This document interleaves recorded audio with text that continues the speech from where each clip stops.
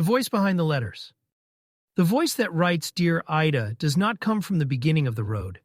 It comes from a place further on, from the stretch where the scenery has repeated often enough to reveal its patterns, where certain ambitions have lost their shine, and where a few quiet truths have proven themselves stubbornly reliable. This is not a voice intoxicated by ideals, nor is it one hardened by disappointment.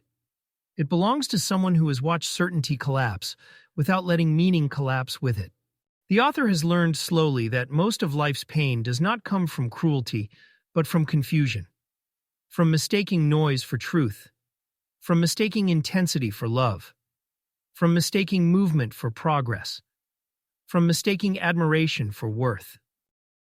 They have seen how easily people surrender their judgment to crowds, to status, to borrowed beliefs, and how long it takes to recover it once lost. So these letters are written with restraint. They do not shout, they do not sell, they do not try to win. They are offered the way one offers a map, not to dictate a route, but to prevent unnecessary wandering. The person writing Dear Aida is no longer trying to be impressive. That phase has passed. They have learned that performance is exhausting, that applause is fleeting, and that the most important work happens where no one is watching. They now live by a quieter measure. Can I respect myself when the room is empty? That question shapes the tone of every letter. This is a mind that understands psychology, but refuses to hide behind it. It knows the power of unconscious forces, the pull of attachment, the contagion of desire, the distortions of status and ideology. But it uses these insights gently, not to label or diagnose, but to help another person see where they are standing. Clarity here is an act of care. The author has loved enough to know that love is not a rescue.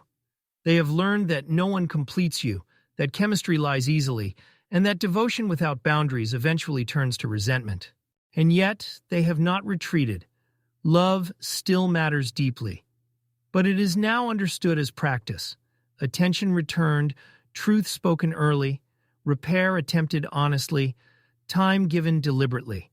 Time itself has left its mark on this voice. There is an awareness, never stated outright, that days are numbered, that losses accumulate quietly, and that regret grows not from bold mistakes, but from postponed living. Mortality is not dramatized. It is respected. It sharpens the writing, trims excess, and focuses it on what endures. Most importantly, this voice does not seek followers. It does not want agreement. It does not want loyalty. It does not want to be needed. It wants the reader to stand on their own feet. The letters are written with an open hand, not a closed fist. Take what helps, leave what doesn't. Live your own life. Dear Aida is written by someone who has learned that wisdom is not about having answers. It is about knowing which questions are worth carrying and how to walk with them without losing yourself.